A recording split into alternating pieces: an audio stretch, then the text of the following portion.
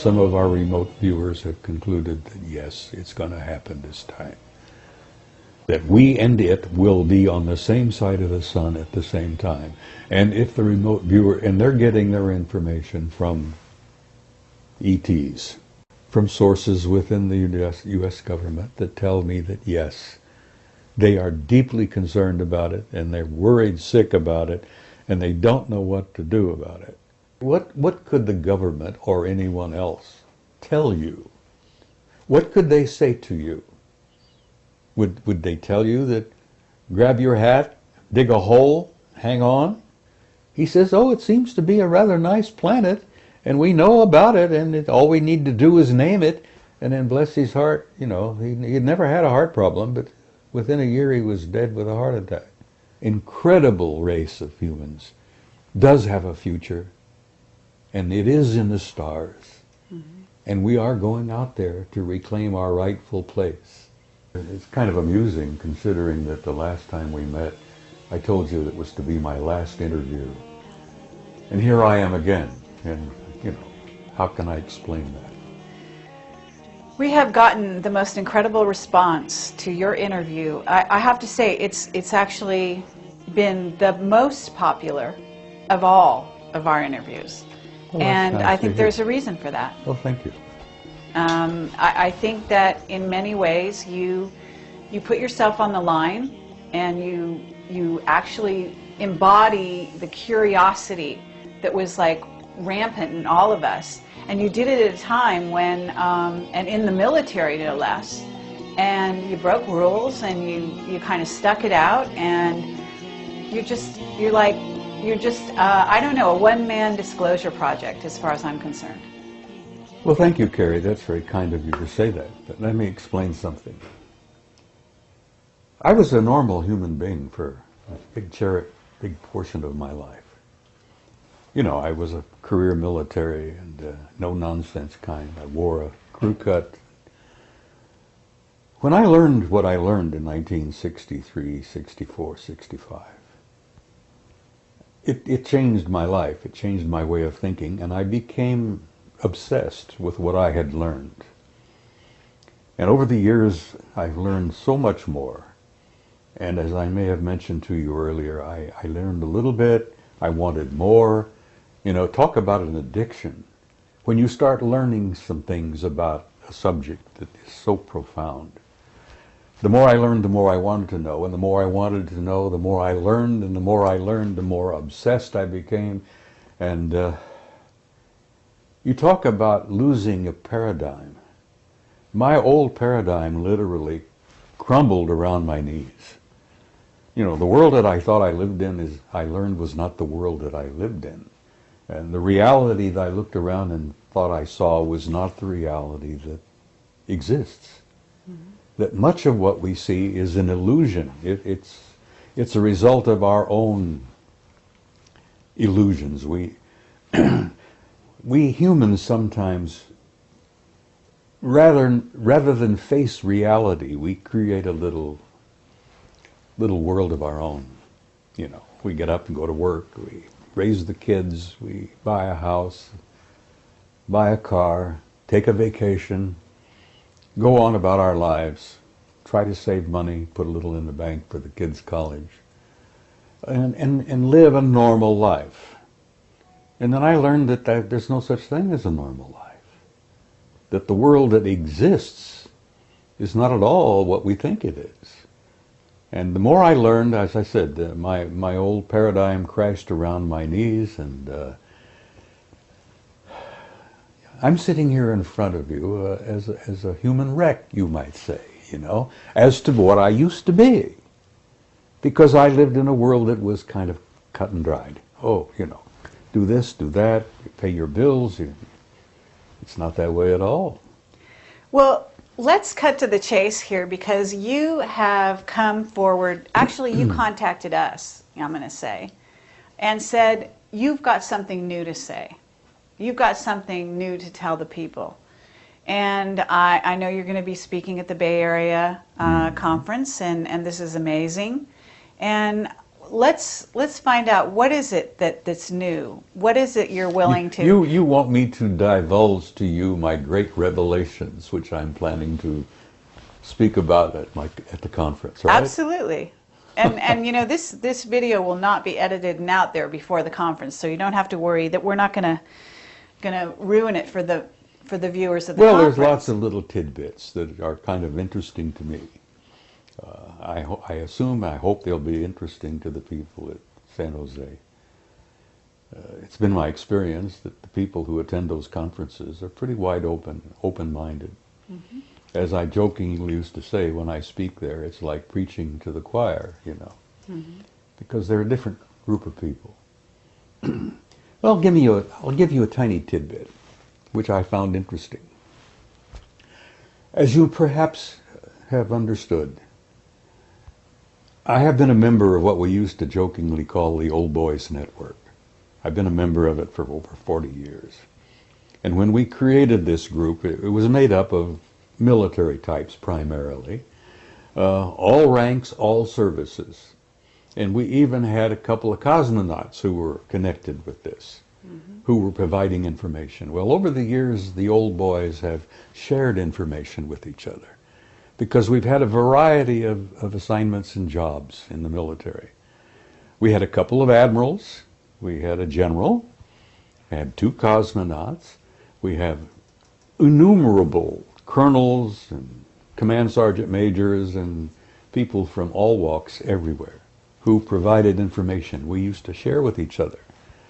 And some of us have been in very sensitive positions and had access to very highly classified material, and we've been very open about sharing that with others, which kind of kept us going for a long, long time. There aren't a hell of a lot of us left. The last time originally there was roughly about 150 members of this group. Mm-hmm. And today there's probably not more than a dozen left.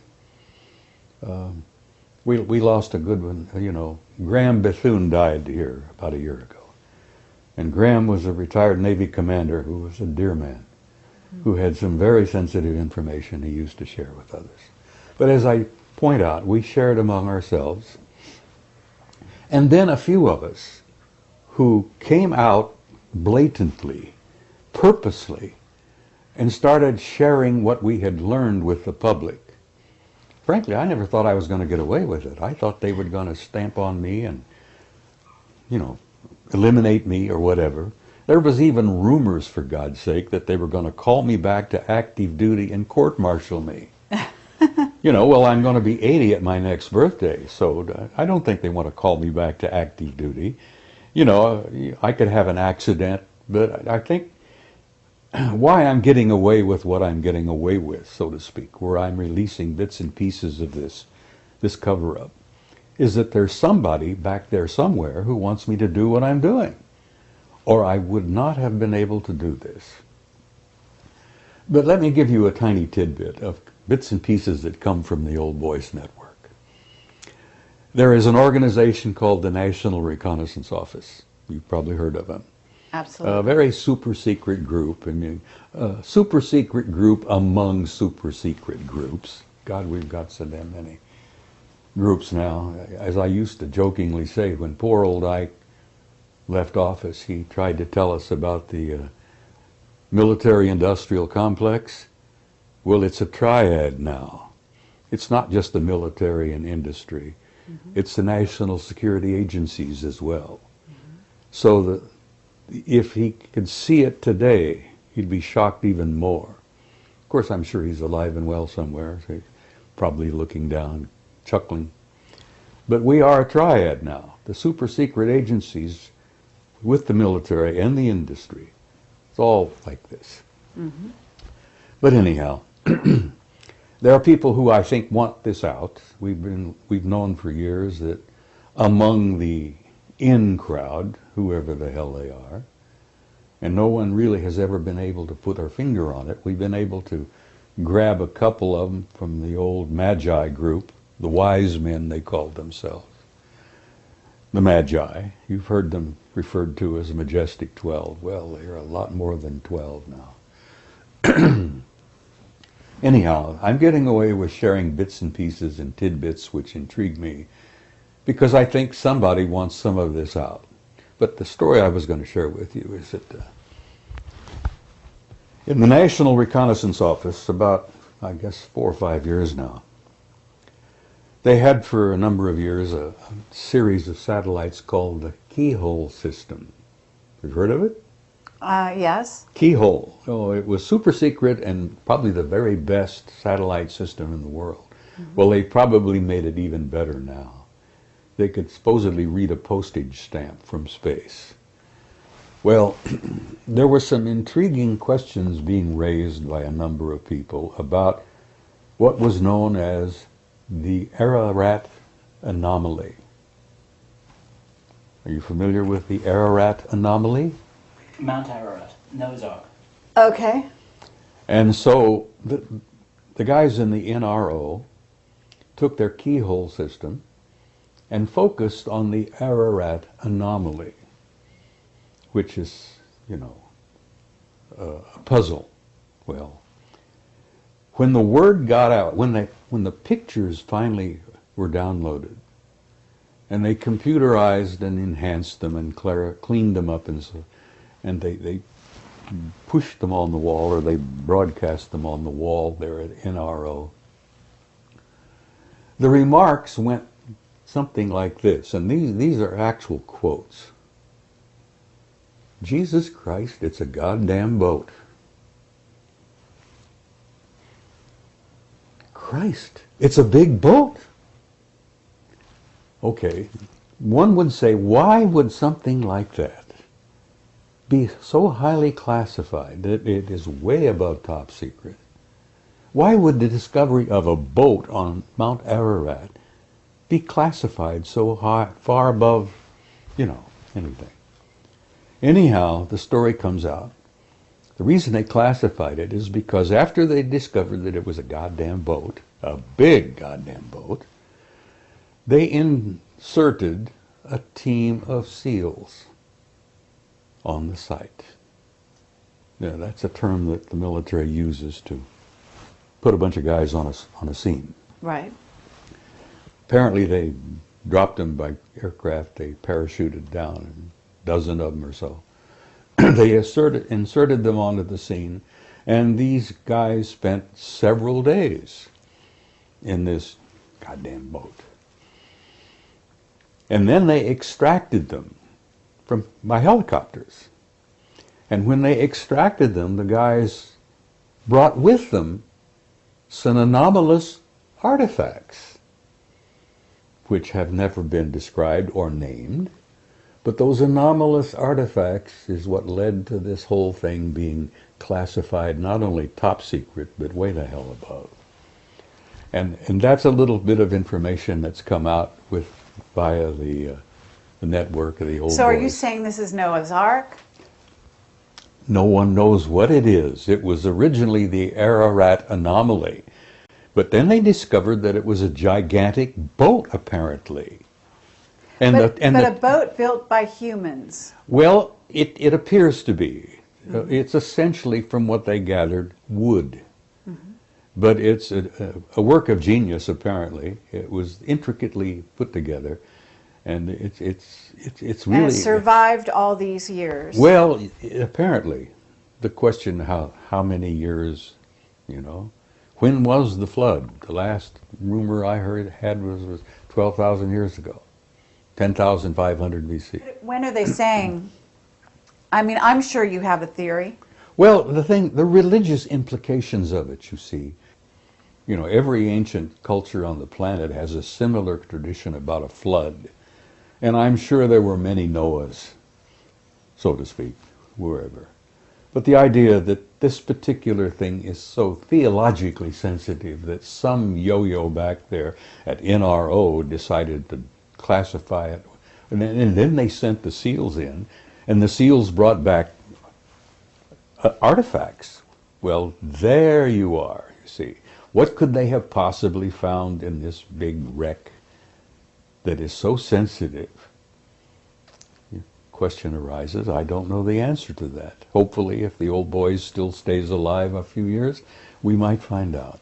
I find that interesting, and I share it with people because it gives you an insight into that bunch of nitwits back there that classify everything. Bill, go ahead with your question about Mount Ararat, and then we're going to move on from there. I think it was Charles Berlitz who wrote a book, now this is purely from memory, which was called The Great Ship of Noah. And he published a bunch of photographs. These photographs are on the internet, of something that looks like a ship on Ararat. And there are two versions of this from what I've heard. One is fairly low down, and which is an enormous thing that looks like a whole lot of ship's timbers. And there are persistent reports of another object that's much higher up, way above the snow line, quite close to the summit. And I wondered if you could say which of these, if either, has been picked up by the keyhole satellites and analysed, and when the seals were inserted, did they carbon date the wood? Oh, I'm sure they must have, but I haven't got any information on that. My guess is, Bill, that the seals were inserted on the one on toward the top, up above the snow line. That's the indication that I got, that that was the one that they went in, they landed, they dropped, they parachuted in. Spent a number of days up there, apparently. But what they brought back in the terms of anomalous artifacts is the thing that intrigued me. Why would they classify it so far above top secret? But that bunch of nitwits back there, and I've known some of them over the years. I've worked with some of them. And I think they are a bunch of damn nitwits. You know, there's no damn reason why they've classified so much. What year was this when the seals were sent in? About 5 years ago, from what I can gather. Really? Yeah. That's bizarre. Well, the Keyhole program was really big in the late 90s. Now, I'm sure they've got satellite programs that are even better now. We've got civilian programs that are so damn good that the Department of Defense will often go to the civilian contractors and buy photographs taken by civilian satellites that are outstanding. So it leads you to suspect maybe how much better could be some of our DoD satellites. Right. You know, they have classified Lake Vostok. They took it away from JPL, who was monitoring it, and, you know, with satellites and all. You're familiar with Lake Vostok in Antarctica? No. Oh, no. Oh, God, that's a sensitive story in itself. Under the ice in Antarctica, there is a freshwater lake, deep, deep down under the ice. That's 100 miles long, about 50 miles wide. Fresh water. The temperature in the damn lake is about 65 degrees, which is pleasant swimming, you might say.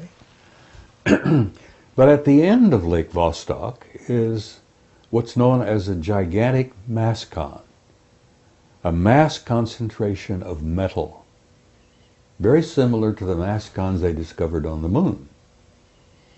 Gigantic circular-shaped metallic objects deep under the ice at the end of Lake Vostok. Highly classified. JPL had it. National Security Agency took it away from JPL. It's one of the most sensitive things in the world now as to what is the anomaly at the end of the lake, the mass concentration that is so easily picked up by satellites. Another top secret, you know? The common folk, you're not supposed to know that. Right. Why? Well, you can't handle it, you see. The implications of it are just too vast. Well, tell me this. Do the Chinese know it? Oh, I'm sure they do. As you may know, the Chinese now have gone into space in a big way. It never gets into the newspaper, but the last I heard, the Chinese have a satellite orbiting the moon, taking lots of pictures.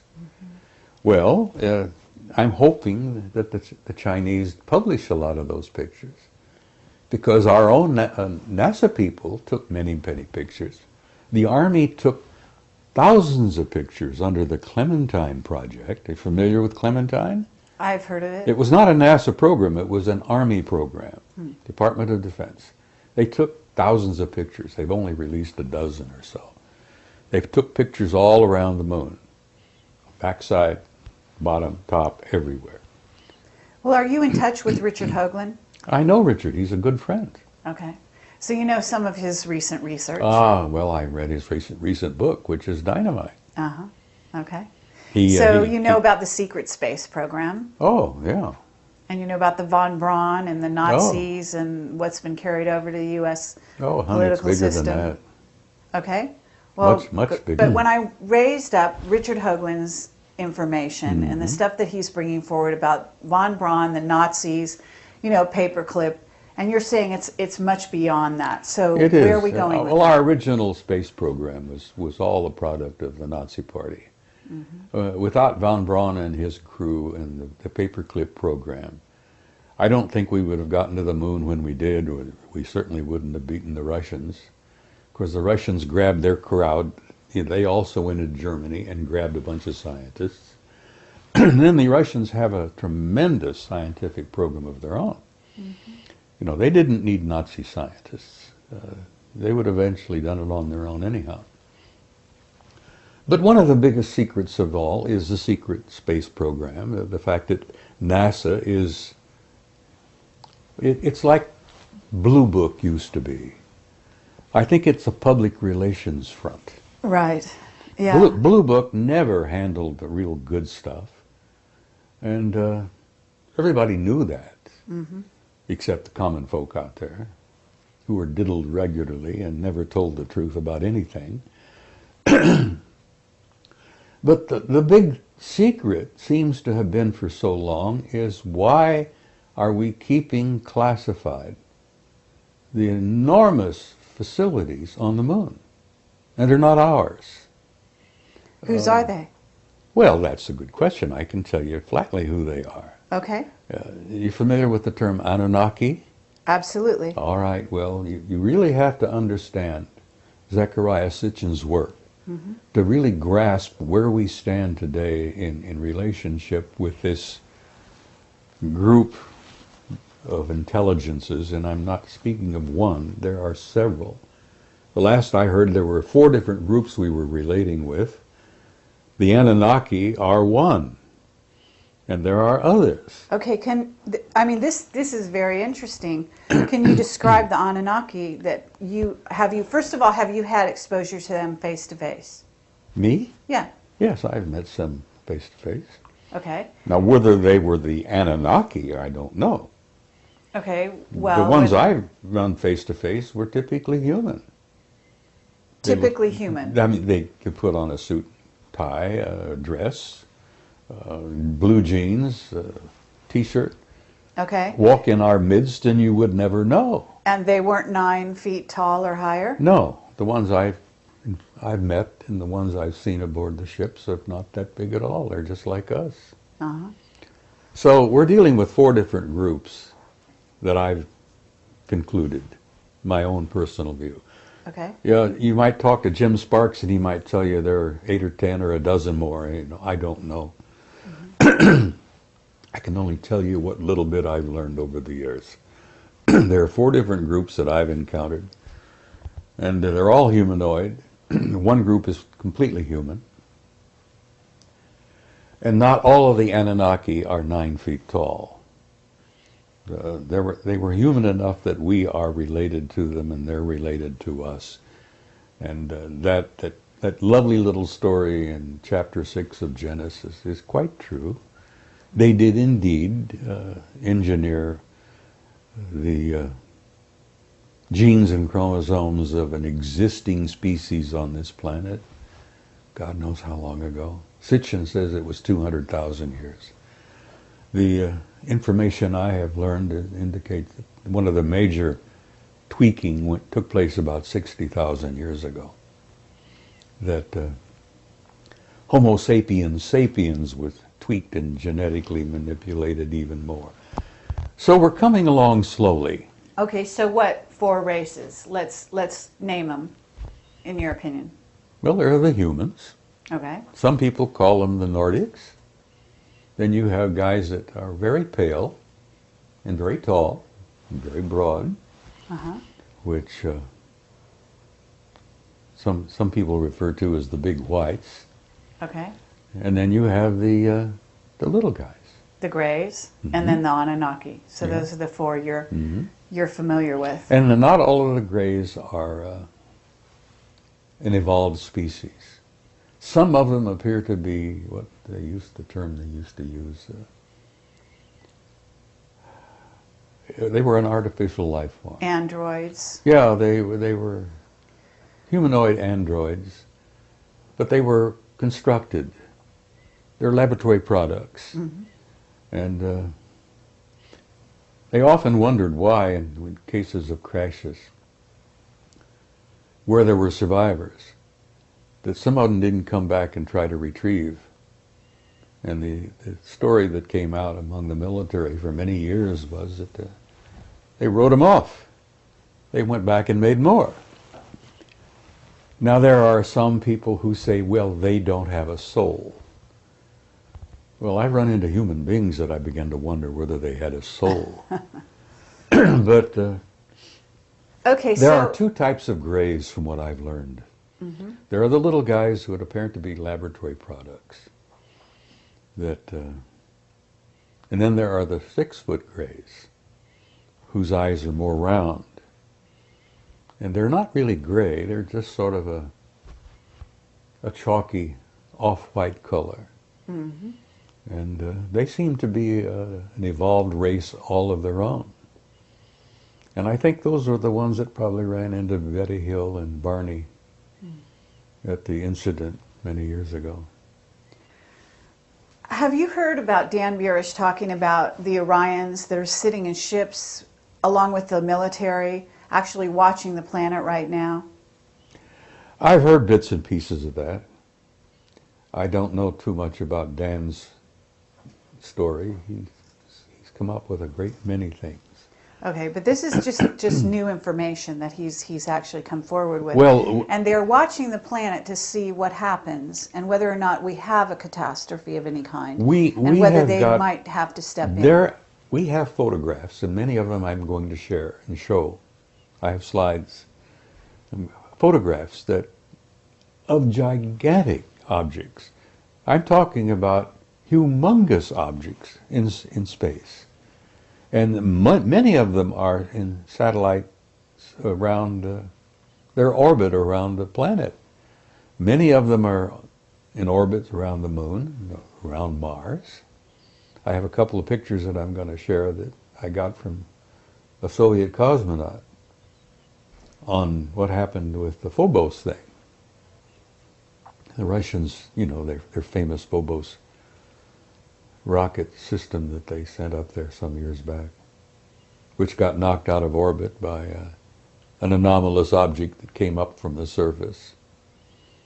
But it had taken a number of outstanding photographs before it was damaged and crashed. Okay, what will you called it an anomalous, I don't know, object that came up from the surface, meaning the surface of the Mars. moon? From Mars. Our Earth. Yeah. Okay. No, the Phobos program was sent to Mars because they had hoped to land a lander on the satellite Phobos. Right. There are two circling Mars, which are anomalous. Again, that fantastic word, anomalous.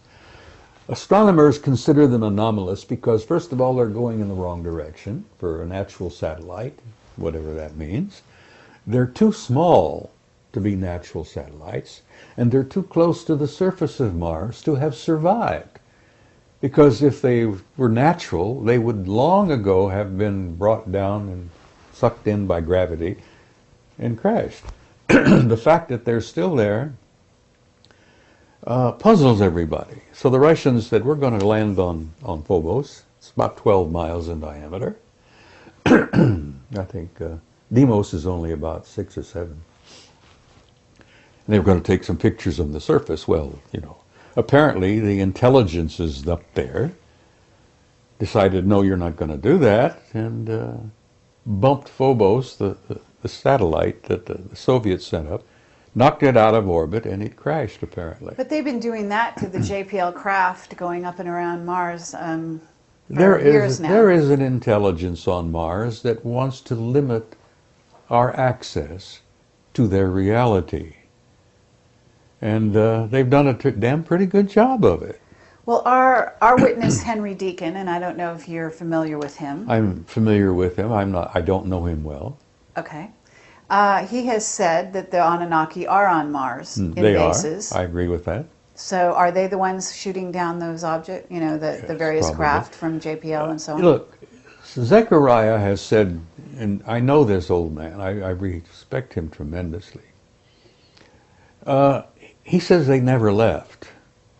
They withdrew overtly from their activities on the planet with us, but their activities have continued covertly, both on Earth, the Moon, and Mars.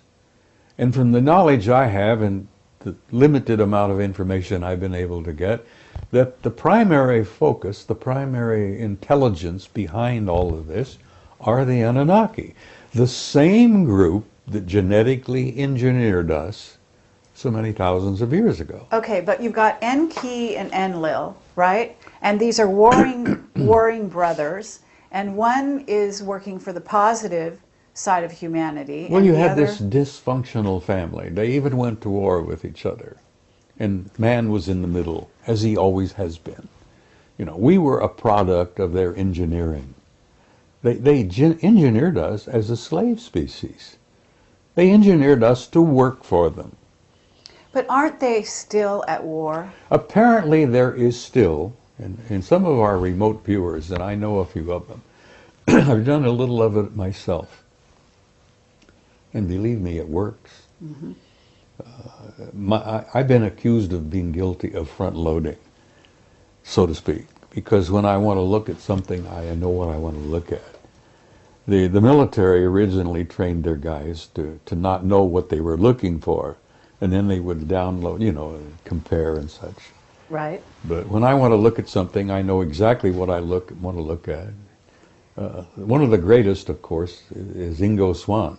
Oh, absolutely. A tremendous guy. What an intellect that guy Oh, is. incredible. We're dying to interview him. Do you know him? Well, he and I have corresponded. I wrote a nice article about him one time, years ago. Uh-huh. And he wrote me a letter and thanked me for it and told me he appreciated Lovely. it a lot. Yes. But he is a rare man. He's Oh, a rare intellect. yes. Not only is he probably the best remote viewer we've ever had, perhaps other than Pat Price, Right.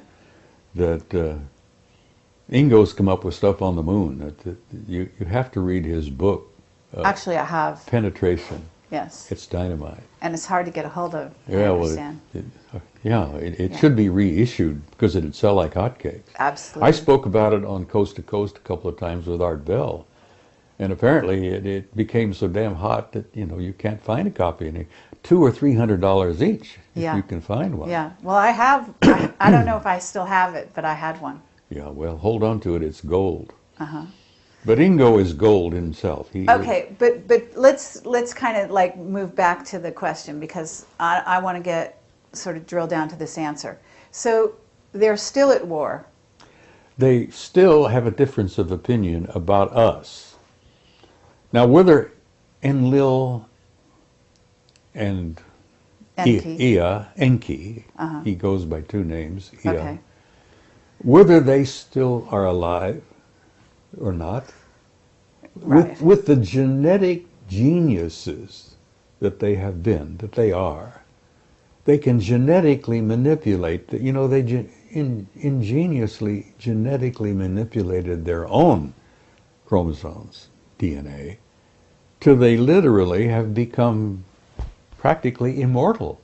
Now, I wouldn't be a bit surprised that Enki and Enlil may still be alive. Mm-hmm. Maybe they're running around with a cane like I do, and grunting and groaning. They got the great grandkids doing the running, and I don't know that, and I'm sure that no one else does. But apparently, the factions are still divided, and the one side wants to use us, as they always did, and the other side wants to give us the opportunity to be our own species, to chart our own future, and to call, to determine our own lives. And there apparently has this been difference of opinion going on. So when we get back to the national security state and the state of the U.S. right here and now, I mean, you're an ex-military. I hardly want to call you ex because I think you're in some ways probably still consulted here and there. We're about to go to war with Iran. What's your perspective on this? We're not? No, we're not. Okay. And that's my opinion. For whatever it's worth, Sure. I have a half penny in my pocket that I don't believe that we're going to have a nuclear war because I don't think the custodians will allow it. Right. The planet is too valuable. It's too rich a reservoir of life. Not only the humans here on this planet, but all the other creatures. This planet is an absolute cornucopia of beautiful, beautiful forms of life. And not only that, but the the fauna and the what's the other term? Flora. The flora. Uh-huh. The flora is infinite almost. Yeah. No, the planet's too valuable. Okay. They've got a lot invested in planet Earth, and they're not about to let it go to a nuclear war because they have the power to see that it does not happen. And I want to tell you something else. You've heard this old rumor about the Prime Directive? Bullshit. It doesn't exist. Right. Okay. They have been interfering here, breaking the so-called Prime Directive over the centuries, so thousands of times. They have been interfering, according to our historical records, back to ancient Greece. They probably had a hand in that damn dust-up at Troy. They took sides. There were even rumors in Homer's reports that the gods themselves came down and took sides and played in the game. To them, it's a game. Right. Well, the Bhagavad Gita, if you're There familiar you are. with it, It's I mean, filled we with go it. in. The Vedas are filled with it, you see. Absolutely. Richard Thompson is a genius. He's written a book about it. Oh. Alien Identities, it's called. Okay, I'll Get take a look. Read it if you get a Yes, chance. I'd love Richard to. Thompson. Okay, now I'm going to change gears. He worked with Cremo on there. Oh, really? Yeah, they were jointly wrote that book on the hidden history of the human race. Oh, okay. Cremo and Thompson wrote that. Well, Richard wrote a book of his own called Alien Identities, and it's filled with Vedic facts, which you would enjoy. Yes. But the history's pretty clear. They've intervened over the centuries, again and again and again, wherever it seemed appropriate to their benefit on their behalf. And they've gotten in our wars. They've messed around in that whole mess. Okay, but what about Planet X? Oh, it's a reality. Yeah? Yeah. So what are they going to do about that? Well, apparently they are concerned about, you know the story. According to Sitchin and according to the Sumerians, it's a reality. Well, our astronomers apparently have concluded that it is indeed a reality. For almost a century, astronomers have been concerned and interested about what they called an intruder that seems to come and go from time to time, and they can measure it by the perturbations and the effects on other planets. They've known its existence for a long time, but they've never gone public about it. Well, in the early 80s, the JPL, the guys at Jet Propulsion Lab. Propulsion, used to call it Jack Parsons Laboratory, Yes. which I think is probably where the original JPL came from, Yes. because Jack Parsons established it. Anyhow, they sent out a couple of Pioneers satellites back in '82, just to try to determine if there was some truth to it. And the Pioneers apparently came back with data which said not only yes, but hell yes. And the Pioneers concluded, the Pioneer satellite data concluded. So, wow, astronomers were troubled by that. Whew! Could this thing be real? And well, what did they do? They sent out what they called an infrared astronomical satellite. I think they called it IRAS anyhow, and this was done in '83. They sent the IRAS out, taking infrared pictures all around the ecliptic, above and below. And apparently IRAS got 2 giant positive responses that yes, the 12th planet, the 10th planet, however you want to call it, yes, it's real. And that's when the lid slammed down. So it's out there, it's on its way back in, right? According to the Sumerians in Sitchin, apparently it is. And if you're a student of history, as one of my majors, its last pass was 1600 BC. The Sumerians and Sitchin and all of those say it has an orbit of 3,600 years. Mm-hmm. So as like many of us, I count on my fingers and toes and figure out, well, 1600 BC, it has an orbit of 3,600 years. Wow! It's due. Well, apparently it is. So now, why are they keeping this a secret? Because you're an expert on secrets. Listen, every time Nibiru would make a pass, it was not always devastating. Mm-hmm. It would depend on whether the planet Earth and Nibiru were on the same side of the sun at the same time. Mm-hmm. And if we were on the same side of the sun at the same time, all hell would break loose on planet Earth. Well, apparently the last pass triggered the explosion of Santorini, Thera, the volcano in the Mediterranean and the Aegean Sea, blew its top, brought to a close the great Minoan civilization. Among other things, it affected Egypt. It's all in the records, apparently.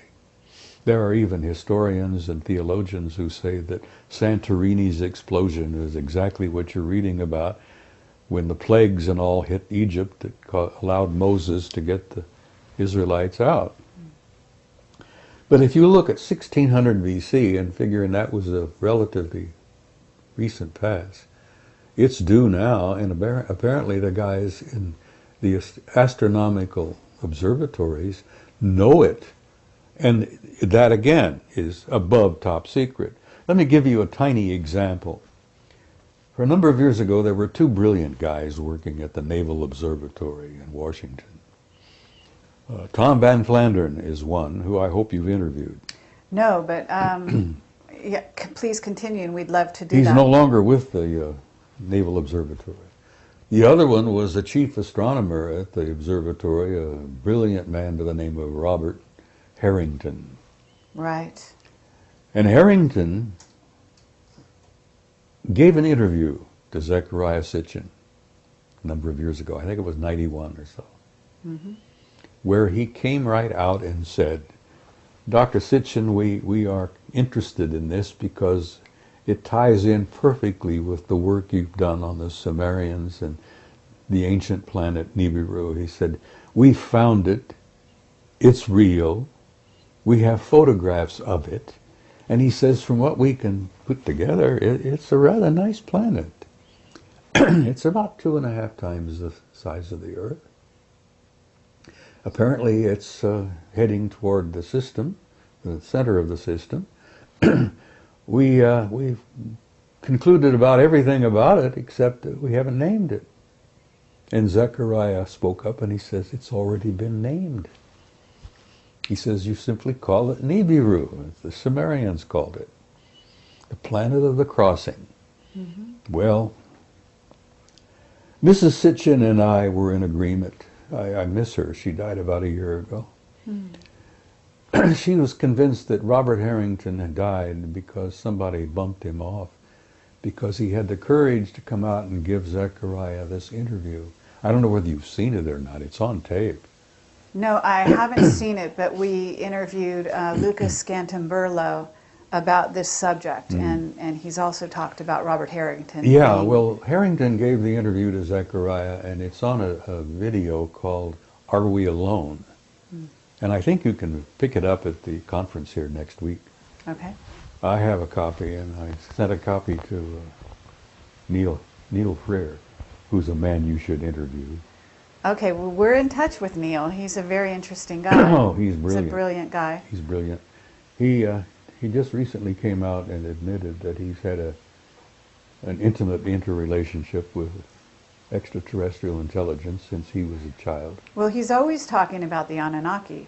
I do know this. Well, he wrote a book called Breaking the Godspell, and he has supported Zechariah's work for years. I have a question, Bobby, if I may, about the provenance of this information, in the sense that Zecharia Sitchin's work is very well documented, and a lot of people watching this video will be very familiar with his books and with all the intelligent commentary about that. Are you saying that you have additional information based on your contacts within the Old Boys Network, or are you doing a neat presentation of... Many of my conclusions are my own, and they, in many respects, correlate perfectly with Sitchin's work, which is, Neil has told me, he says, Zechariah really should get the Nobel Prize. But I don't know what they would grant it to him in what field. But he's such an outstanding scholar in what he's done, and the Earth Chronicles is what he calls all of his work. I think there's 7 or 8 of them now. I have 2 questions. One's a minor one to do with celestial mechanics.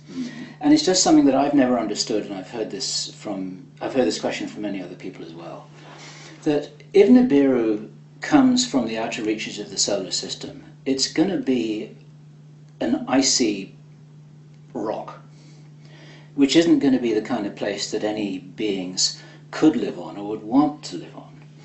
And researcher Andy Lloyd, who you probably have heard about, has theorized that what they're seeing in the photographs that you referred to as an orange object is actually a brown dwarf, with the possibility of Nibiru being one of its moons, if you like. And there's a lot of debate about how to apply what Sitchin seems to have been saying to the real practicalities of life on an icy rock out in the orbit of Pluto. And I wondered if you knew or had anything to say about that. No, it's not an icy rock. And yes, when it makes its long journey out and back, it gets so far away from the sun that the sun is probably no more than a little tiny prick of light, a little tiny pinpoint. And if you would think that it would be naturally icy cold. No, apparently the planet, like many planets in the system here, generate its own heat. It has in its core a generating heat system very much like our own. We have a system within the core of this planet that has been described as a thermonuclear reaction, very similar to the sun. Now, most of the life and all of the bounty and all of the beauty of life on this planet comes from our going around this beautiful sun. But I don't think Nibiru is an icy rock. No, I think, first of all, that it probably generates enough of its own heat, and I think they probably did indeed create for themselves, with the advanced technology that they have, a kind of a Dyson sphere. Are you familiar with that? Mm-hmm. You know what? Brilliant British astronomer, I think, Freeman Dyson, said some years ago that an incredibly advanced technology will have the ability to enclose its planet and retain not only its heat, but its atmosphere. And I suspect that the Anunnaki have done that to Nibiru, and they probably did it, good enough, hundreds of thousands, maybe 1 million years ago. So the planet, I think the color from it, the dull red golden color is a result of that envelope of gold shell that they've created. They've created for themselves a Dyson sphere around their planet. And I suspect that any advanced technology will ultimately do the same, simply because it makes sense. It's a practical thing. But if they had that degree of engineering capability, why wouldn't they just live on Mars instead of hurtling through the solar system? Well, they weren't the original occupants of Mars. Okay. They used Mars as a way station, and they've reactivated it, and I agree with Zechariah on that they've reactivated their way system, their way station there. They used to drop off on Mars on their way here. So they were never, I don't think, original inhabitants of Mars.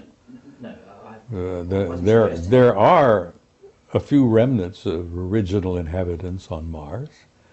There's even some indications, which I've been looking into, and I've gotten some data, that we're playing host to a bunch of Martians here on this planet. I'm talking about the original species. Do you know anything about the original Martian species? Or have you... Other than the only thing, I've talked to a couple of remote viewers who've apparently been able to come face to face with them, so to speak, and they ended up looking a lot like American Indians. Okay.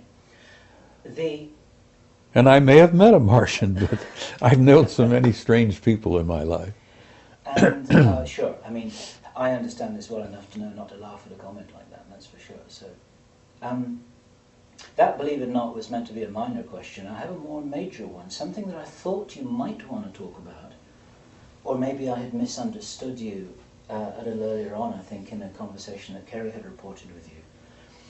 Some serious researchers, Linda Howe, Jim Mars, quite a lot of other people, are really suspecting that there may be a hoaxed alien invasion as a kind of major celestial 9/11 event in our sky. You're talking about a false flag kind of situation. Flag, yes.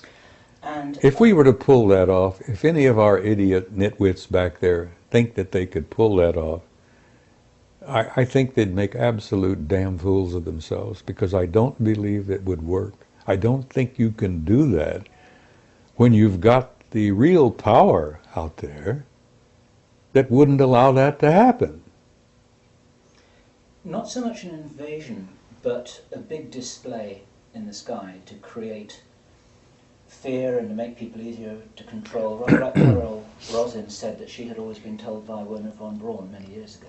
Yeah, Werner shared that apparently before he died, that it was one of the programs that the government at the time was considering. You know, they've had these little plots they've been working on all the time. This war, that war, the stock market crash, this, that, you know, all these little magician things that while I'm showing you this hand, I'm picking your pocket with this one. They may have had that in mind at that time, but I don't think they're thinking of it seriously now, because I think that our so-called powers that be, which is a joke, are in such close relationship and collusion with the real power that it would never work, that they would never allow it. It's like they're not going to allow a thermonuclear war. Yeah. There's too much valuable real estate here. Not just this rich gold mine of human genetics. What a ripe reservoir we are of genes and, God, the whole species, plus all of the other fauna and all of the other flora. This is a valuable planet, and they love it. They own it. We've never owned it. We just live on it. They farm us, so to speak. God. Charles Fort was right, to some degree.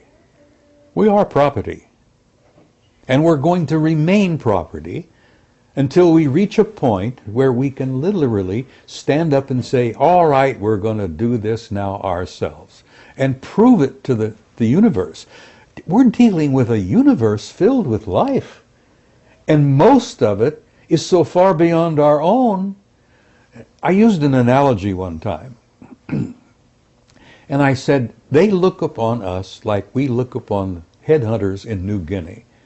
Now, you've seen the films, you know, History channels and all the rest. They're naked, they're running around with these stupid things on their penises and, you know, bones through their, whatever. Pathetic, sad, primitive, savages. They're not to be feared. They're not to be abused. They're to be nurtured and cared for. Well, the difference between some of them out there and us is the difference between us and these poor guys in New Guinea and those rainforests out there. Now, I joked about that, and then I learned later that that wasn't really a very accurate comparison. I learned later that I didn't even come close to an appropriate comparison. That the real comparison between many of them out there and us is closer to how we feel about the chimpanzee. And Bill, if you allow your mind to take those trips, and I know you do,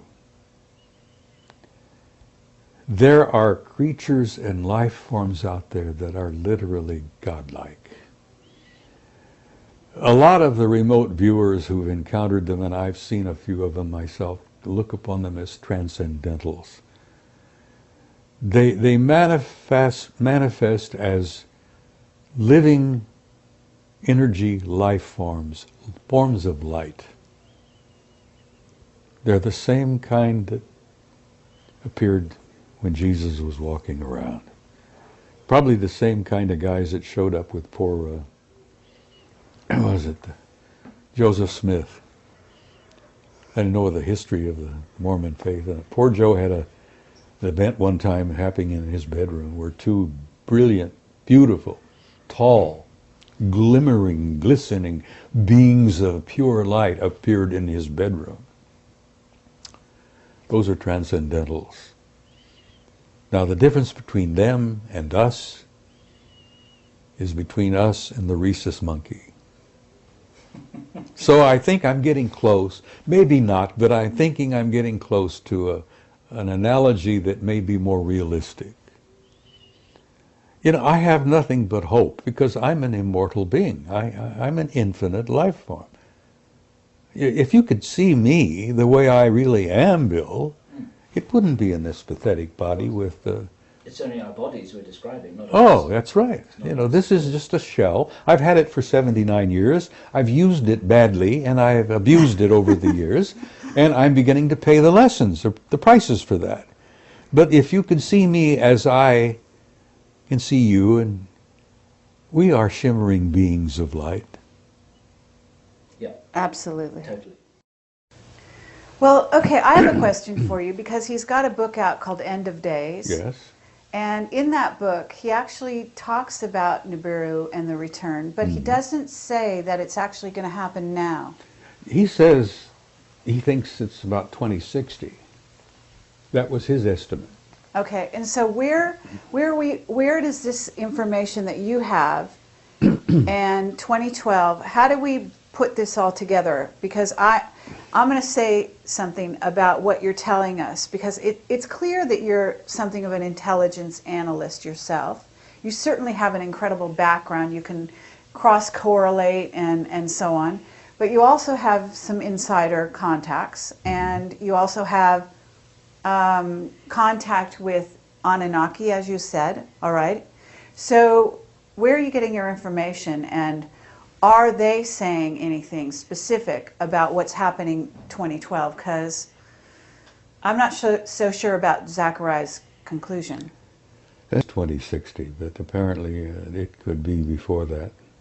The Department of Defense is quite concerned about it, that there are entire sections of the Defense Department that are working on that subject particularly. The big question is, are we and it going to be on the same side of the sun at the same time? And some of our remote viewers have concluded that yes, it's going to happen this time. That we and it will be on the same side of the sun at the same time. And if the remote viewer, and they're getting their information from ETs, and much of my information from this same source. And yes, we're in for some bad times. And we're talking about while we're still here on the planet, because I don't know that we'd be alive during 2016. Well, I don't know whether I'll still be here or not. You know, I'll be 80 in March, and you know, I've got a ticket out of here. Right. I've got it stamped. I've got it paid. But I'm 9 years beyond my warranty as it is. No, but I think you're going to live quite a while. So what? Okay, so we've got this interesting thing going on, and we have a huge crackdown on anything to do with Planet X. It's been made the laughing stock. It's an amazing thing. Really. Oh, the ridicule is. I mean, I think it supersedes even the ET ridicule. Oh, it does. It does. does. I think it's been so strong, and it actually has come, I would say, from the Vatican. Mm-hmm. So what are they so afraid of, number one? And number two, have you heard the theory that basically what has to happen is a protective shield is going to be put around the Earth such that this time it's actually not going to have the impact that it has in the past? I've heard that rumor in passing. And the technology exists to do that. Mm-hmm. What I have a suspicion is that much of what will transpire will be allowed to transpire. The Earth is not going to be destroyed, and the human race is not going to come to an end.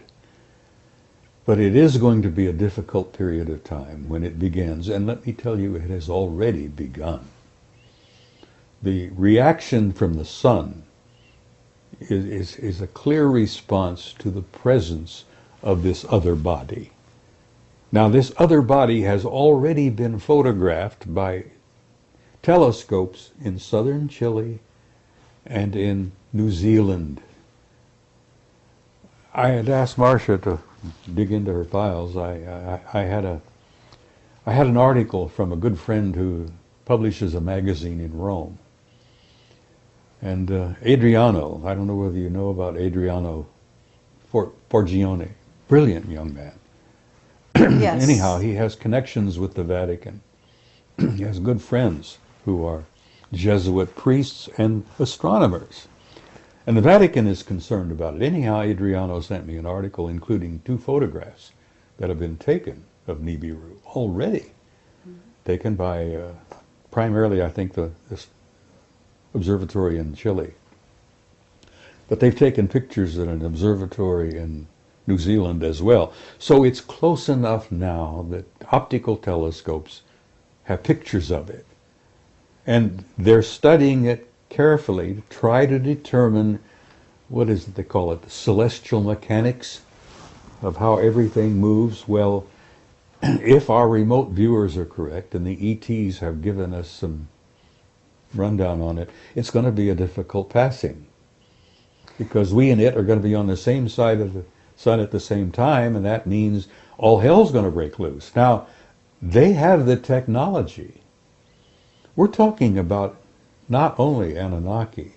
There are intelligences out there that began 1 billion years ago, then they have technology that puts them in a category of what Kaku would call a Type 3 civilization. Mm-hmm. So that a Type 3 civilization has the technology to mitigate the passing of Nibiru. Now, whether they do that, as you say, put a protective shield around it, Nibiru has done that for itself. They have a protective shield around their planet, which is why in the photographs it comes out as kind of reddish gold. And apparently that's why they came here for the gold in the first place, because they were losing their atmosphere, and they needed to seed gold particles in their atmosphere to keep the atmosphere from, they go on a long trip out there. Okay, but the Anunnaki are here, you're saying, and yet the Anunnaki are supposedly on Nibiru as well, or what are you thinking, or what's your sources telling you about this? The civilization, the Anunnaki civilization, is on the planet. But the Anunnaki are on this planet as well, all over the damn place, under the sea, at facilities that we know about, inside Mount Hayes in Alaska, inside Mount Perdido in the Pyrenees. There's one right in the middle of Australia, which is near Alice Springs. And what's the facility out there? Pine Gap. Pine Gap, yes, thank you, my friend. Pine Gap. And that happens to be the R&R facility, according to the remote viewers. What's R&R? I'm sorry. Rest and relaxation. It's what we used to call it in the military when we. The R&R facility for who? What, the for Anunnaki? For the ET Really? and the Anunnakis, yes. Pine Gap. And they're dealing with human beings. They need rest and relaxation. But anyhow, the rumor is that Pine Gap is primarily an R&R facility. Have you been there? I've been to Australia. I haven't been to Pine Gap, no. Would you lie to me? Sometimes, maybe, but not right now, no. Okay. No, I haven't been to Pine Gap. A lot of my work has been a result of analyzing and sifting and evaluating the work of others. That's what an intelligence analyst does. Takes data from a variety of sources, but I have some information that I have been provided from sources within the U.S. government that tell me that yes, they are deeply concerned about it, and they're worried sick about it, and they don't know what to do about it, because we don't have the power to do a damn thing about it. Is the estimated date, as best you are given to understand by your sources, in the next few years, rather than Sitchin's estimate of 2060? Well, let me tell you something about, you're talking about 2012? I'm talking, well, there are some serious Planet X researchers who say that we'll see the thing next year, and the thing's going to start. I think you may see it next year, but I don't think you're going to have the hell breaking loose until maybe about 2020. You're going to have a build-up of factors. It's not going to happen all of a sudden, just like that. You're not going to go out the front door and all hell's breaking loose. You're going to see a series of events taking place involving our geologic structures. You're going to have increased volcanic activity. You're going to have increased sunspot activity. We're at a low right now. Mm-hmm. But you're going to see tremendous sunspot activity. You're going to see tremendous geologic activity. The ring of fire will probably erupt. Now, these are all going to be clues that all hell is coming, You're going to have storms. The cyclones have been getting worse, and the hurricanes have been getting worse. You're going to be having hurricanes showing up in places that they really haven't troubled us for a long, long time. So you're going to have a build-up, not slowly, but a consistent build-up of geological and weather and sunspot activities. And you're probably going to, the estimate that I've heard from people who have studied it is about 2020. Okay, but we have heard that Sitchin, as well-meaning as he may be, is working for the government. And my understanding would be is that they don't want this information out. So they're doing everything in their power to make sure that it's ridiculed, as we've observed. Carrie, what could the government or anyone else tell you? What could they say to you? Would they tell you that grab your hat, dig a hole, hang on? Would anything they say? Is that what the underground bases is all about? Well, I have always had the conviction, and I've put this together over the years, that the so-called elite, the creme de la creme, when they're self-designated, you know, they have been preparing for chaos for years. It initially was initiated by the thermonuclear threat with the Soviets. Underground, fallout shelters where we could go. We have our own air conditioning. We can have our own food supplies and our own water supplies. That was a program that began that I worked very closely with when I was with FEMA over the years. I've been in underground facilities you wouldn't believe. Mm-hmm. And there are facilities everywhere that are not known. I mean, there's a big facility right under Fort Huachuca here in Arizona. I mean, a massive one. Never come out. I'm telling it now, but, there's a deep, massive underground facility under Fort Huachuca. Mm-hmm. They're all over the place. And I went to a Department of Energy school at Camp Mercury in Nevada. That was the first time I visited Site 51. Mm-hmm. I may have shared that with you. Mm-hmm. Anyhow, I went to school in 79. Department of Energy school on the radioactive emergency disaster response. Anyhow. So you went into the underground base at 51? No, I talked to the guys who built some of them. I also took a bus ride over the pass from Camp Mercury, which is the atomic test facility there. I went into Site 51, Groom Lake, from the rear. And it was no big thing, just a tremendous facility there. Most of it was underground. And the hangars... So, okay, first they reacted to the Soviet threat and all that, and the nuclear It'll build war. up slowly, and it's already subtly begun. And they don't want to talk about it. No one wants to share it. I mean, look, for God's sake, the lid they've kept on the reality of ET activity on the moon and Mars. Mm-hmm. Oh, with the ridicule factor and the lid coming down, and I think Mendelberg did lose his life because he said too much. He says, oh, it seems to be a rather nice planet, and we know about it, and all we need to do is name it. And then, bless his heart, he'd never had a heart problem, but within a year he was dead with a heart attack. When Ike met that crowd at Muroc, which is now Edwards, right, in 54, uh-huh. He met the Anunnaki. Mm. Poor Ike, not long after that, had a heart attack. Mm. It was more than he was able to deal with. The shock of that reality took a toll on him. Hmm. And that's one of the reasons why the Brookings report reached the conclusion it did. You can't tell those poor folks out there all this. They couldn't handle it. Well, BS, they can handle it. Damn, human beings can handle anything. I mean, I have to agree with you. We've gone through hell over the centuries. If we could handle Attila the Hun and Adolf Hitler, we can handle anything. We've been designed to handle anything. We haven't been designed to live very long.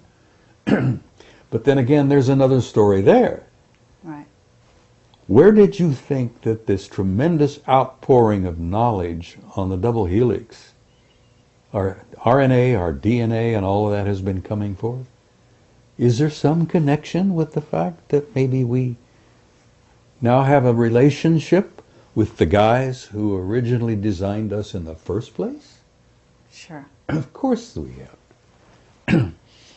We're now in the process of redesigning and engineering our own DNA. And we're being told how, we're being shown how. And thank God they're sharing it with us now, because the first time poor old Adama and Iwa wanted the knowledge, they threw him out of the garden, as it were, And that's another thing I want to talk about briefly in passing, is that there's no such thing as original sin. And that's a crock of manure that's been forced down your throats for thousands of years. There's no such thing as original sin. The human race never fell. It was pushed. And this species that you and I are a part of, this beautiful, wonderful, hopefully incredible race of humans, does have a future, and it is in the stars. And we are going out there to reclaim our rightful place, where we should have been in the first place. Okay, and this gets into the secret space program and terraforming, because there is some terraforming going on, preparing for what might happen if Nibiru comes through and if the Earth is in such a state. We're talking about terraforming Mars, maybe beyond. Have you heard things about this? Yes, terraforming is a fine art. It's been going on for millions of years. The Earth itself was terraformed. Right. You know, it was prepared. The garden was prepared for life. And then life was introduced and has been nurtured since, from the very beginning. Terraforming is a fine art, and some of those guys out there who've been around 1 billion years are pretty good at it. So, you see, I don't know whether they're planning to re-terraform us after Nibiru passes, or are they going to try to help alleviate the damage in the meantime? I would suspect that the latter. Maybe they are planning, through their engineering genius, and my God, the fact is that, you know, they've got artificially constructed objects in space in the rings of Saturn that are over 2,000 miles long. Spaceships, 2,000 miles long. I have pictures. I'll share in next week. Okay, what about John Walson? You know, are you familiar with his pictures of the craft around the sun? I've heard of it, but I haven't seen them. Just wondering. We've got objects. I have photographs taken by Apollo 13 of alien ships 5 miles long, and I'm showing those over in San Jose. Wonderful. Now, those were taken by our own astronauts. Now, you get the guys on Apollo 13, and they're all, from what I understand, all 3 still alive. And you won't get a one of them to admit who snapped the shutter on that camera, but the film is there, and the negative number is there, the roll number is there, and there it is. NASA photograph of a 5-mile long artificial spaceship. Now, and that's small.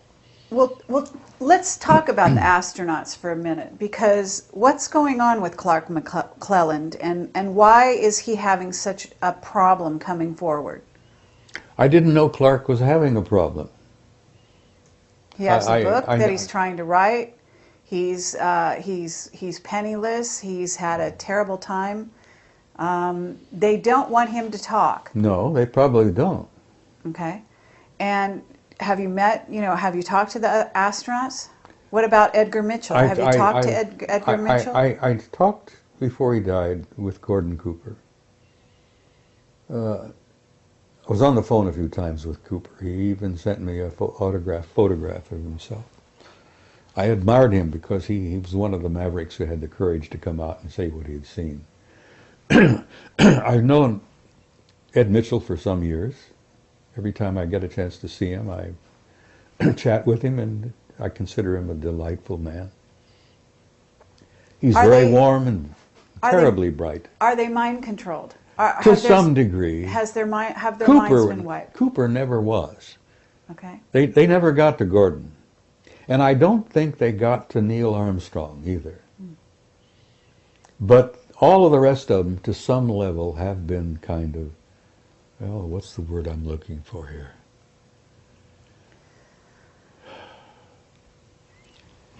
They have been conditioned not to speak. And in some cases, they may have been hypnotically affected to not remember. Dark mission, Hoagland says, and the evidence is pretty clear, that they hypnotically debriefed, is what they call it. But supposedly they were hypnotized to help them enhance their memory and to recall and apparently some of them had been hypnotically advised not to remember certain things. As much as I admire Ed Mitchell and respect him, tremendous, wonderful guy, he has admitted publicly in front of other people that his time on the moon, walking on the moon, was kind of vague. He can't recall everything. And of course,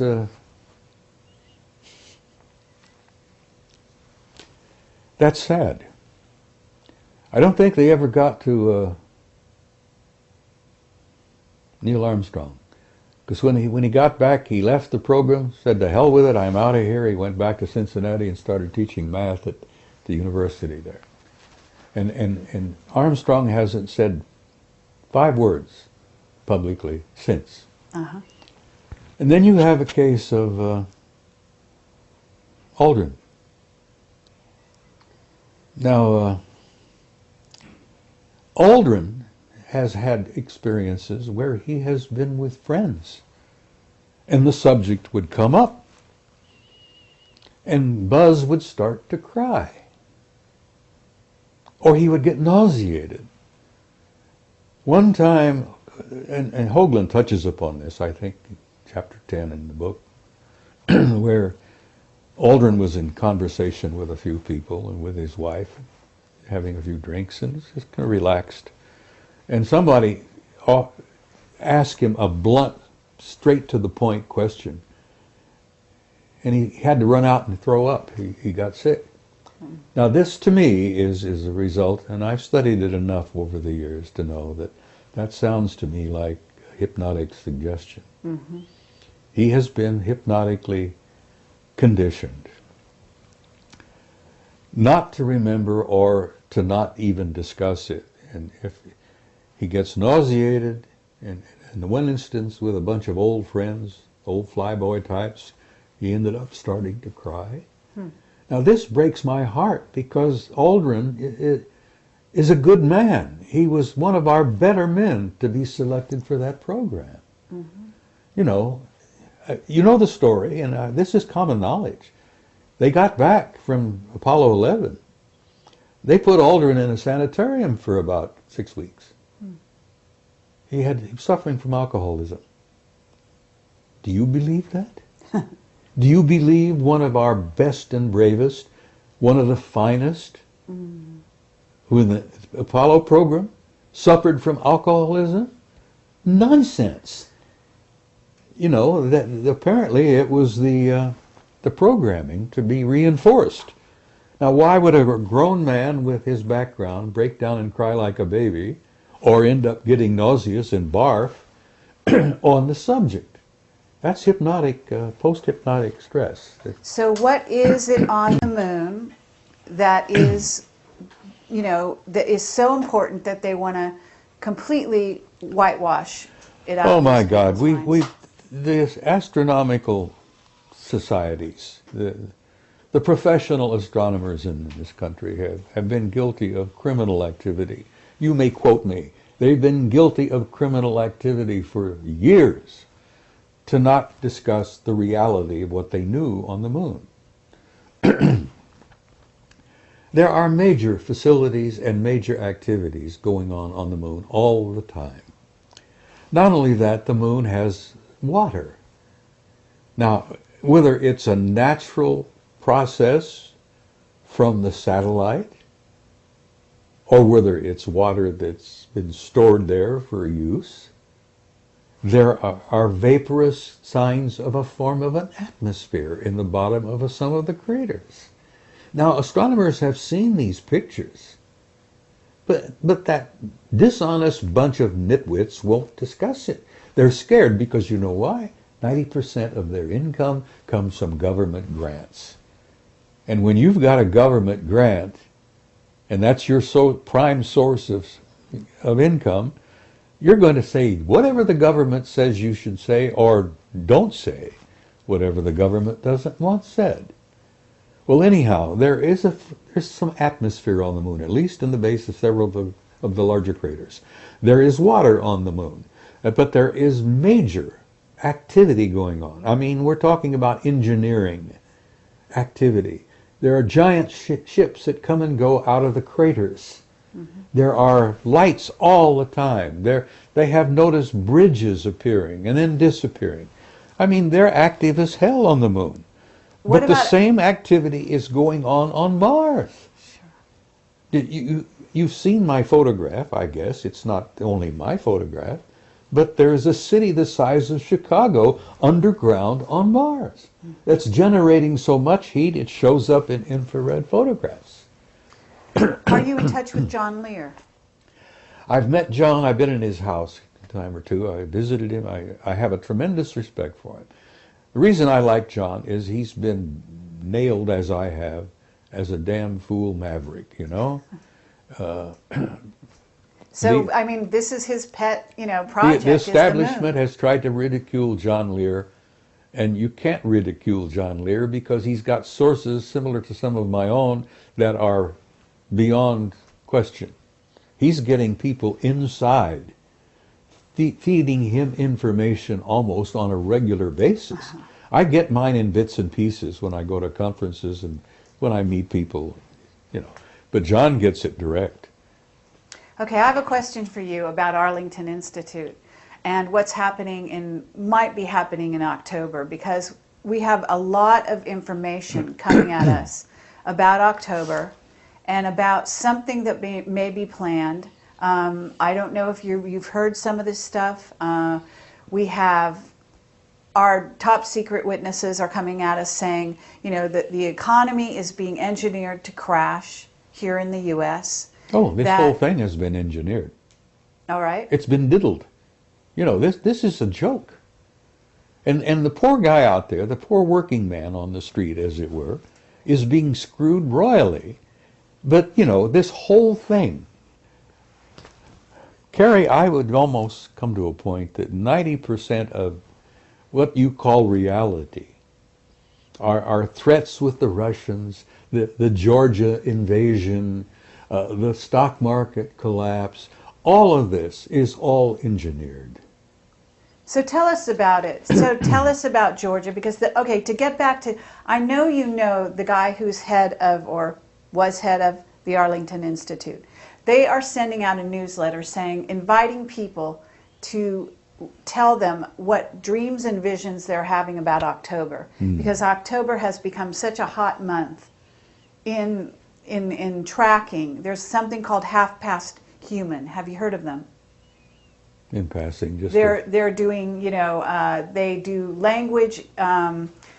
They track with web bots all over the internet, basically tracking where a language is going. They've been doing it since '98 with computers and so on, and they were able to chart, like before 9/11, this huge raise in consciousness, that some event was imminent.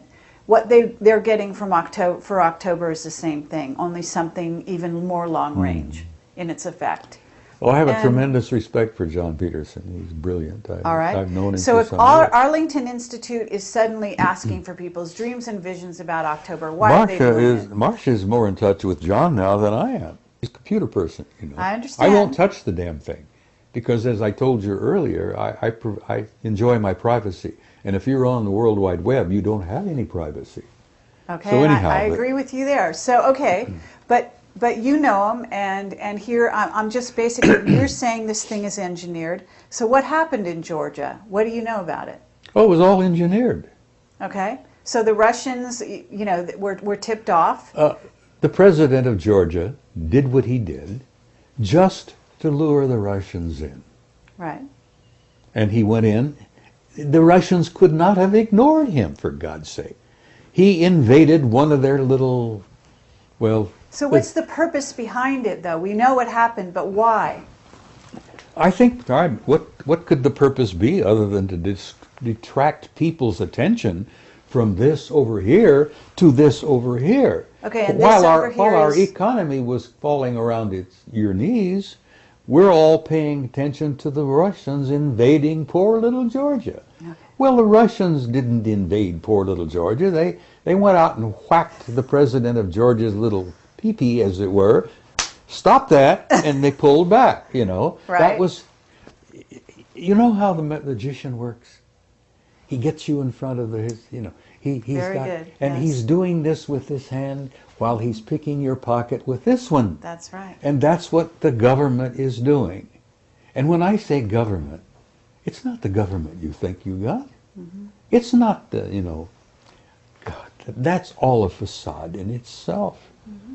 The government we've got is probably being totally run by the Anunnaki, because there is a power beyond power that's pulling the strings. Right. They call them the Illuminati, but there are guys above the Illuminati that are really in power.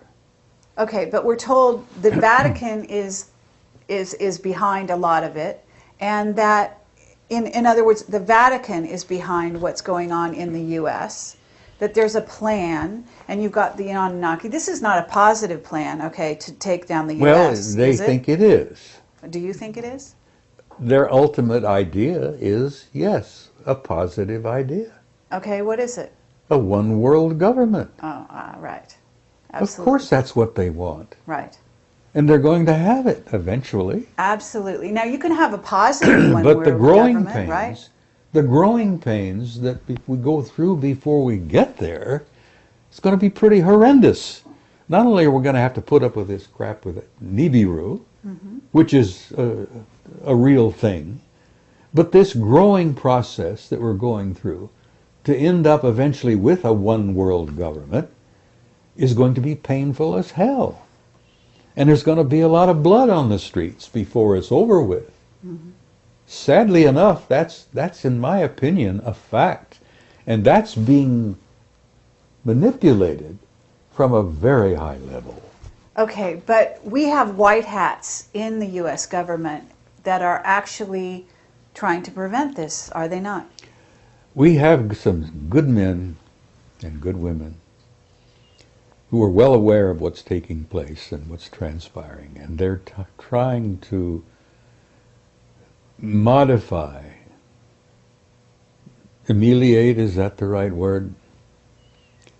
To make this growth pain as painless as possible. They're trying to not have as much blood as it might take. Growth from adolescence as a species and as a society is somewhat like the painful growth of an adolescent kid, 13 years old, who's trying to grow up. Do you remember when you went through that? It was Sure. not fun time. Absolutely. So, okay, but let's get down to the nuts and bolts. The stock market is crashing. You need to invest in gold and silver The if you want stock to stay market alive. was rotten to its core. Absolutely. But are you telling people to leave, to go to South America? What's your advice? I'm telling people that you're in for some difficult times. And I say this in my presentations. I jokingly look at them and say, you're all doomed. There's not a one of you that's going to be around 100 years from now. You're doomed. So to hell with it. Enjoy the ride. No, I tell people who are interested in listening for whatever it is I have to say, that you're in for some difficult times. It's going to happen. There is no way to avoid it.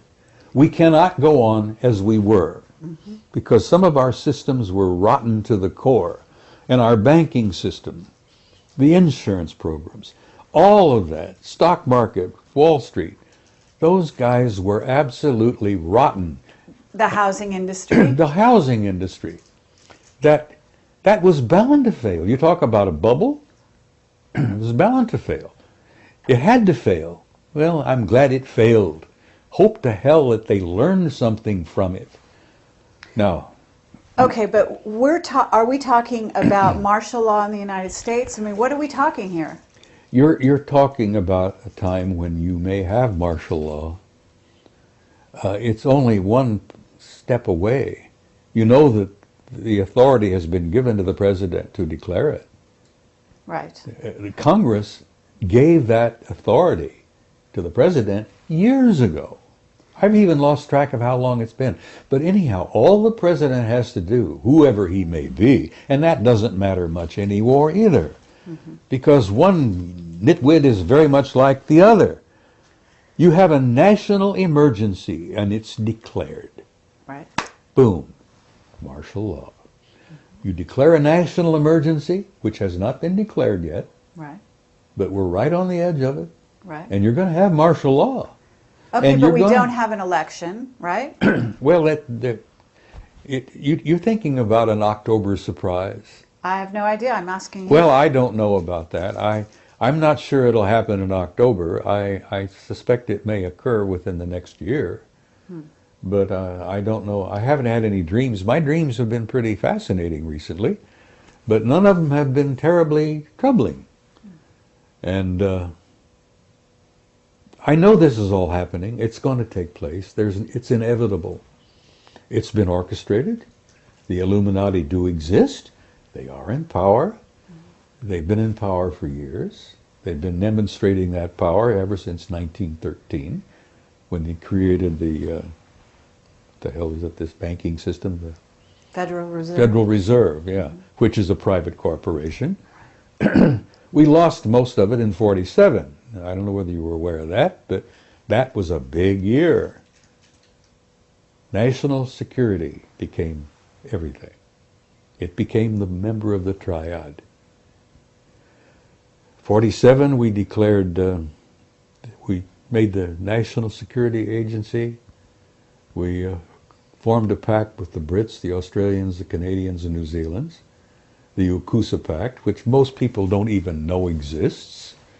The UKUSA crowd, all of us, Britain, US, Canada, New Zealand, Australia, are all like this. Whoever's in the White House and who's ever at Buckingham Palace, it don't matter. All right. The power behind the scenes has been running this damn thing since 1947. And Ike saw it, scared the hell out of him.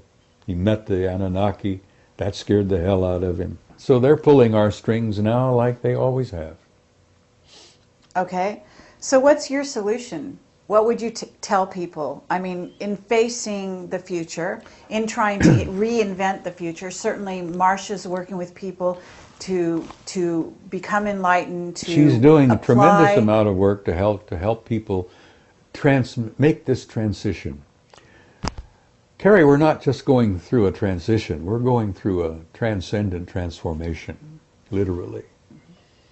A transcendent transformation. We're going to come out of this thing when it's all over with, totally different species. We're not going to be the same people we were in the past. And that's good. And it's going to hurt, and it's going to be painful. And I tell people, and I've said this repeatedly, don't get too uptight about it. You've been through hell before, you're going through a bit of it again. But once it's over, once you've made that transition, we're going to have, hopefully, a new world, a new future, a new beginning. And I think that's the end of the great year that we're going through. We're going through the end of a 26,000-year cycle. And I tell you, 2012 don't matter. First of all, Christ was born 7 years before. And this is a fact. And if you don't believe me, get Sir Lawrence Gardner, who's probably one of the best historians we've got working today. Lawrence Gardner's got the facts. Jesus was born in 7 BC on the 1st of March.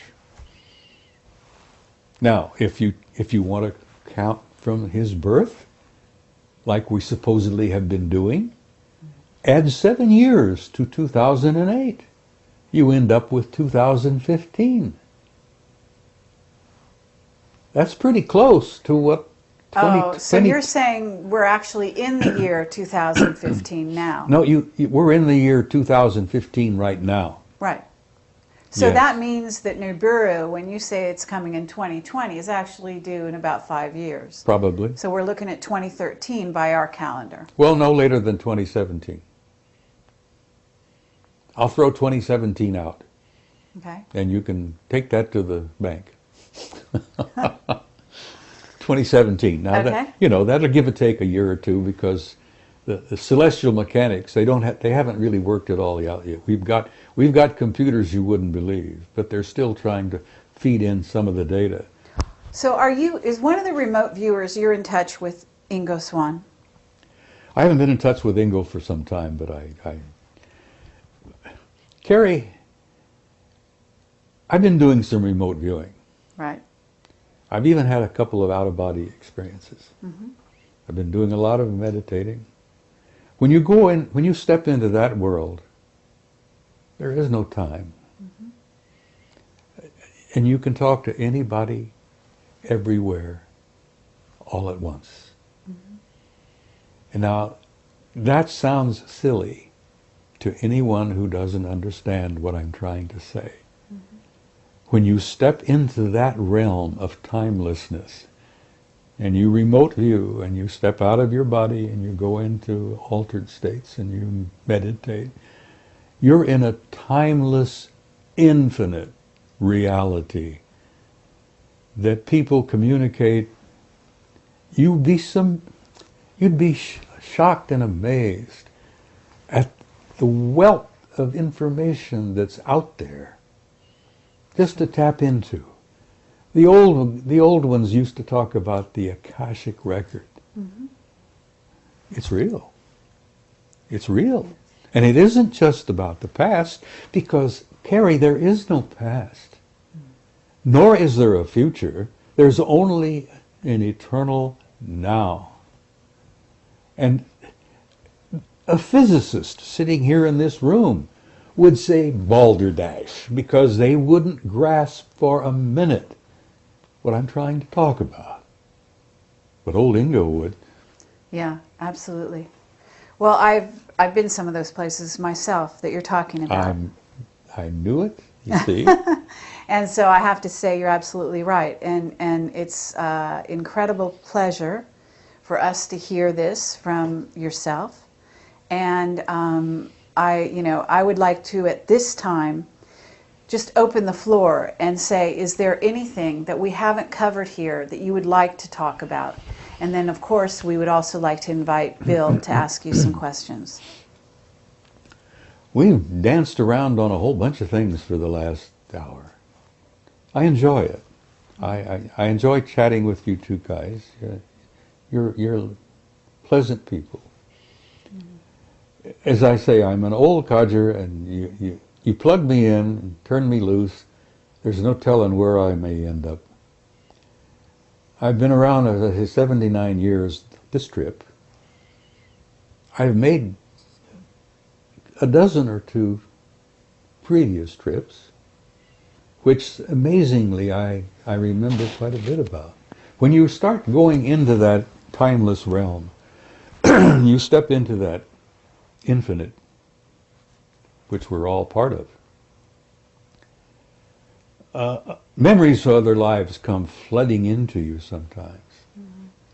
Oh God, the things I've seen, the things I've done, the places I've been, this life are kind of shocking. The things I've done, the places I've been, and the lives I've lived before are beyond belief. I'm not boasting. This is not a boast. Mm-hmm.